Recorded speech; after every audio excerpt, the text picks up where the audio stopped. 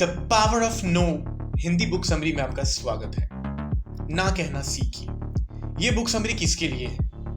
उन लोगों के लिए है जो औरों को आसानी से हाँ कर देते हैं, और उन लोगों को जो अपनी ज़रूरतों पर ध्यान नहीं दे पा रहे हैं, और वो लोग जो ना कहने की ताकत और इसकी ज़रूरत के बारे में जानना चाहते हैं। इसके लेखक जेम्स ऑल्शर हैं। ये एक American hedge fund manager, entrepreneur और लेखक हैं। वे 20 कंपनियों के फाउंडर हैं, जिनमें से एक स्टॉक पिकर भी है। क्लॉडिया अजुला ऑल्शर एक योगा टीचर और लेखिका हैं। वे जेम्स ऑल्शर की पत्नी हैं। उनकी कुछ किताबों के नाम हैं बिकम एन आइडिया मशीन और 21 things you need to know before starting yoga. ये बुक समरी आपको क्यों जाननी चाहिए, समझनी चाहिए, पढ़नी चाहिए? एक छोटे से शब्द की ताकत के बारे में जानिए। क्या आपको ना कहने में हिचकिचाहट होती है? क्या आप हमेशा दूसरों की ज़रूरतों को पूरा करने में खुद की ज़रूरतों को भूल जाते हैं? अगर ऐसा है तो आपको ना कहने की आदत डालनी ही होगी, और यहाँ पर आप सीख पाएंगे कि ना कहने का पावर कितना ज़्यादा होता है। ना कहने के बहुत से फायदे हैं। आप दूसरों को ना कहकर खुद पर ध्यान दे सकते हैं। आप बुरे रिश्तों को ना कहकर अच्छे रिश्तों के लिए जगह बना सकते हैं। ना कहने से आपकी सेहत भी अच्छी बनी रहती है, और जब आप कई चीज़ों को ना कहना सीख जाओगे तो आपके लिए खुद को हाँ कहना आसान हो जाएगा।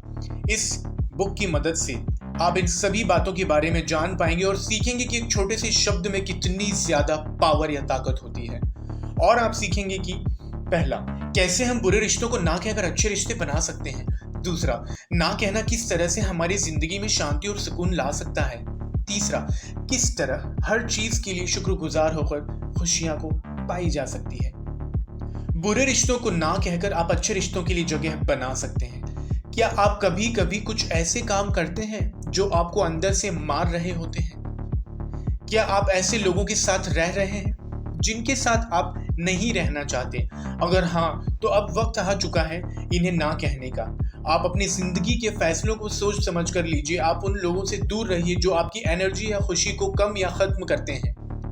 अगर कोई आपके दुखी होने की वजह बनता है तो आप उसे छोड़ दीजिए। बुरे रिश्तों को पहचानने के लिए आप ये काम कर सकते हैं।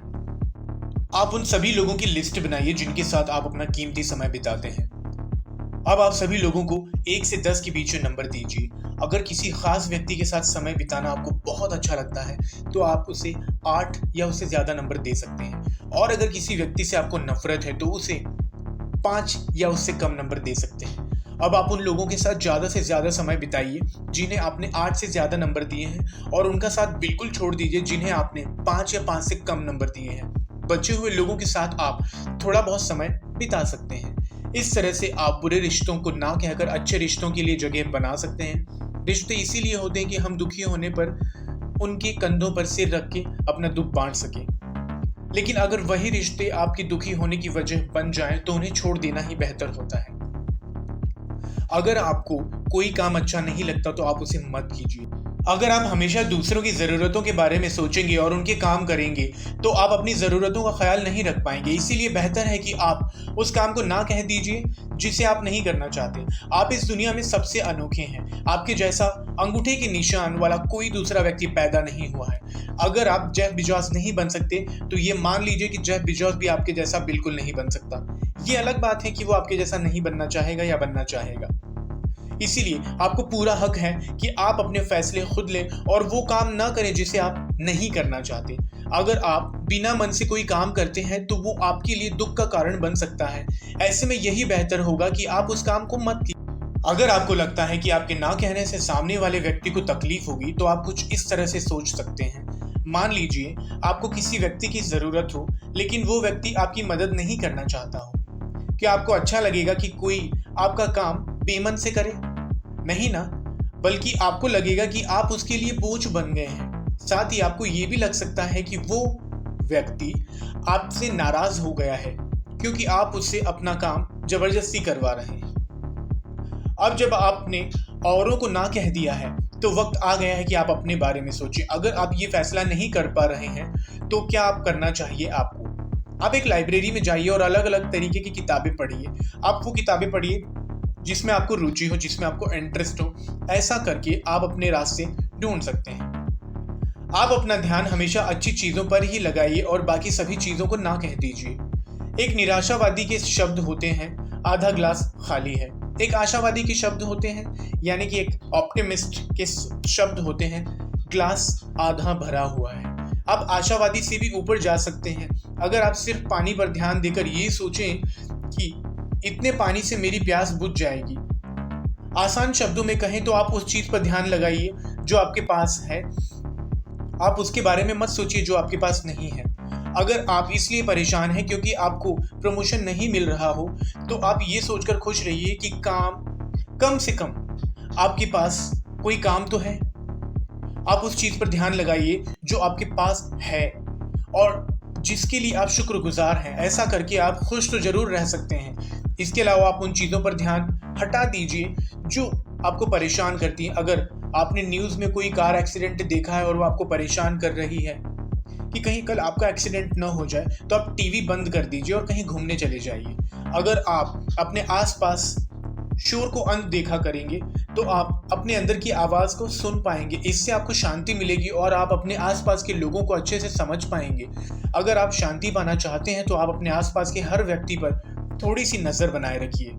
आप देखेंगे कि आप उन लोगों को अच्छे से समझ पा रहे हैं और उनकी परेशानी या अकेलेपन को महसूस कर पा रहे हैं। आप ना कहकर अपने हाँ कहने की क्षमता को बढ़ा सकते हैं। अब तक हमने देखा कि किस तरह से हम अपनी ज़िंदगी में छोटी छोटी चीज़ों को ना कहकर खुशी पा सकते हैं। इस सबक में हम देखेंगे कि हम अपनी हाँ कहने की ताकत को कैसे बढ़ा रहे हैं। हाँ की ताकत 3 चीज़ों से मिलकर बनी होती है। पहला, उन चीज़ों पर ध्यान देने की क्षमता जिसके लिए आप शुक्रगुजार हैं। दूसरा, दूसरों की भावनाओं और बातों को समझना। तीसरा, उन चीज़ों पर ध्यान हटा देना जो हमें दुख देती हैं या कि दुख पहुंचाती हैं। आप हर चीज़ के लिए शुक्रगुजार होकर अपनी हाँ कहने की क्षमता को बढ़ा सकते हैं। इसके लिए आप ये काम कीजिए। पहला, सबसे पहले आप उन चीज़ों की लिस्ट बनाइए जो आपको परेशान करती हैं। इसमें आप वो सारी चीज़ें लिख सकते हैं जो आप चाहते हैं पर हासिल नहीं कर पा रहे हो, या फिर वो चीज़ें लिखिए जिनसे आपको चिढ़ है। दूसरा, अब आप उन चीज़ों की एक लिस्ट बनाइए जो आपके पास हैं और जिनके लिए आप शुक्रगुजार हैं। तीसरा, आप हर रोज़ ऐसी 10 चीज़ों के बारे में सोचिए जो आपके पास हैं और आपको खुशी देते हैं। ऐसा करके आप अपना ध्यान अच्छी चीज़ों पर लगा पाएंगे और उन चीज़ों को ना कह पाएंगे जो आपको परेशान करती हैं। अपनी हाँ कहने की ताकत को बढ़ाने के लिए आप अपने शरीर के अंदर और बाहर की ज़रूरतों पर ध्यान दीजिए। पहला, अगर आपको आलस आ रहा है तो आप सैर पर चले जाइए। दूसरा, अगर आप उलझन में हैं तो गाने सुन लीजिए। तीसरा, अगर आप तनाव में हैं तो ध्यान कीजिए कि तनाव क्यों हो रहा है। चौथा, और अगर आपको समझ में ही नहीं आ रहा है कि क्या करना है तो आप कोई अच्छी किताब पढ़ सकते हैं। इस तरह से आप अपने शरीर की ज़रूरतों का ख्याल रखकर बुरी चीज़ों को ना कह सकते हैं और अच्छी चीज़ों को हाँ कहकर और अपनी ज़िंदगी में लाकर उसे एक नया रूप दे सकते हैं। तो फाइनली हम बढ़ते हैं इस बुक के कंक्लूजन की तरफ। ना कहना हमारे लिए बहुत फ़ायदेमंद साबित हो सकता है। बुरे रिश्तों को ना कहकर हम अच्छे रिश्ते बना सकते हैं। दूसरों की ज़रूरतों को ना कहकर हम अपनी ज़रूरतों पर ध्यान लगा सकते हैं। शोर को ना कहकर हम अपने अंदर की आवाज़ को सुन सकते हैं और अपनी परेशानियों को ना कहकर हम अपनी खुशियाँ बढ़ा सकते हैं। द पावर ऑफ नो की शानदार हिंदी बुक समरी को सुनने के लिए बहुत धन्यवाद। Thank you so much. Subscribe our channel grab knowledge.